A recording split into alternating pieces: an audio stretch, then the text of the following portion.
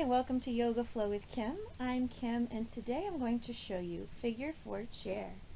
From mountain pose, take a deep breath in. Exhale, shift your weight to your right foot, draw your left knee towards your chest, cross your left ankle over your right thigh, bend the knees, sink the hips, bring the hands to the heart. Now keep the right ankle underneath that right knee. Keep the feet flexed to protect any tweaking of the knee. See how low you can sink your hips, sinking your hips back and down. And with the hands at the heart, steady your gaze and steady your breath. Now if you want to try a twist, see if you can take the left elbow towards the inner left foot arch. Deep breaths in, long breaths out.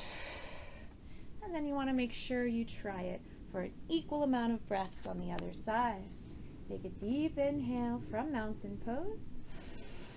Exhale, shift your weight to your left foot. Draw your right knee to your chest. Cross the right ankle over the left thigh. Bend the knees, sink the hips, figure four chair.